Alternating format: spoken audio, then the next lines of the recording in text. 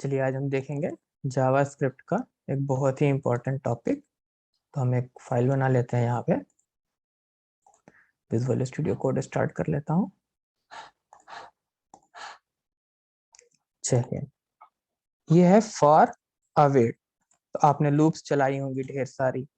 JS लगा देता हूँ। तो जेएस, तो आपने लूप चलाई, फॉर ऑफ लूप चलाई, for in, for while loop, do while loop, सारी लूप रन करके देखती है और सब जावास्क्रिप्ट में सपोर्ट करती है। लेकिन अभी तक फॉर अवेट लूप नहीं देखा है। तो फॉर अवेट लूप क्या होती है, ये जानने से पहले सबसे जरूरी है कि आपको पता होना चाहिए कि जनरेटर फंक्शन क्या होते हैं। ठीक, तो मैं ये मान के चल रहा हूँ कि आपको जनरेटर फंक्शंस पता है। नहीं पता है तो जनरेटर फंक्शन का वीडियो का लिंक पड़ा हुआ है। चलिए, तो सबसे पहले मैं एक जनरेटर फंक्शन बना रहा हूँ। नहीं भी आइडिया है तो देखते देखते समझ में आ जाएगा। तो एक फंक्शन बना रहा हूँ। जनरेटर फंक्शन की पहचान क्या होती है, ये एस्ट्रिक जो लगा होता है फंक्शन के आगे, ये जनरेटर फंक्शन होता है। डिफरेंट क्यों होते हैं? नॉर्मली फंक्शन एक वैल्यू रिटर्न करता है, जनरेटर फंक्शन लगातार वैल्यू रिटर्न कर रहे होते हैं और लास्ट में जब कंप्लीट हो जाते हैं तो फाइनली डन मतलब ट्रू रिटर्न करते हैं कि यस कंप्लीट हो गए, मतलब मल्टीपल वैल्यू रिटर्न कर सकते हैं। चलिए, तो मैं इसको रिटर्न कर रहा हूँ गेट सम वैल्यू। फंक्शन का नाम बना लिया मैंने और अब मैं यहाँ लिख रहा हूँ यील्ड। नॉर्मली फंक्शन में आप रिटर्न लिखते हैं कि रिटर्न 1 रिटर्न 2, यहाँ यील्ड लिख रहे होते हैं जब तक कि कुछ रिटर्न करना है। जब फाइनली हो जाएगा तो आप रिटर्न लिख सकते हैं। तो मैंने कहा यील्ड 2, फिर मैंने कहा यील्ड 3। चलिए, और हम एक यहाँ पे फॉर लूप चला रहे हैं।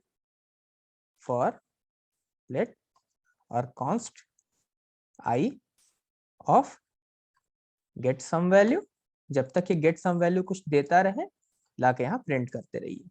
ये देखते देखते आपको जनरेटर फंक्शन समझ में आ जाएगा। नॉर्मली कोई फंक्शन होता तो क्या होता, नॉर्मली कोई फंक्शन होता तो एक वैल्यू रिटर्न करता, यहाँ वो वैल्यू प्रिंट होती और ओवर हो जाता। मैं इसको रन कर रहा हूँ। चलिए देखते हैं।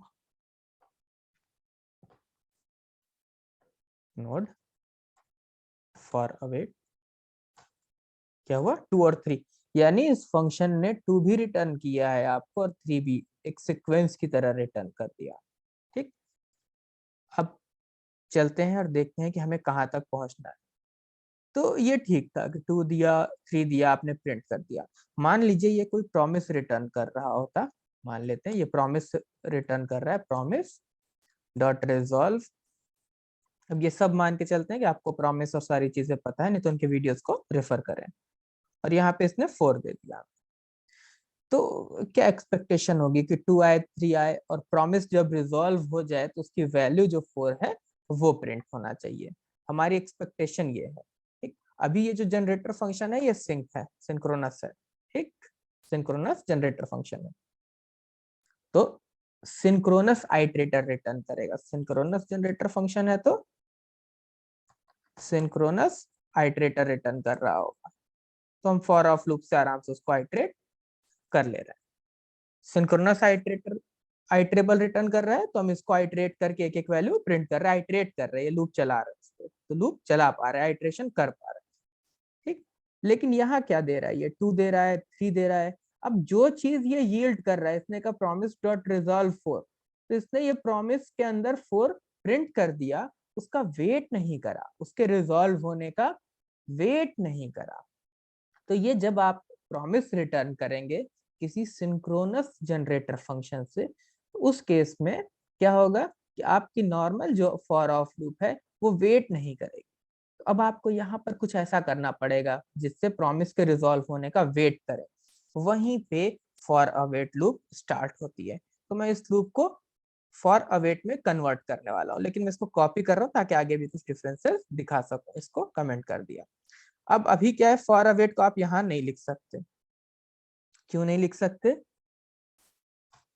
क्योंकि अवेट कीवर्ड जो है वो अनएक्सपेक्टेड है। यहाँ पे अवेट हमेशा असिंक ब्लॉक के अंदर होता है। तो असिंक ब्लॉक के अंदर करना है तो क्या करूं, एक सेल्फ एग्जीक्यूटिव असिंक ब्लॉक बना लूं।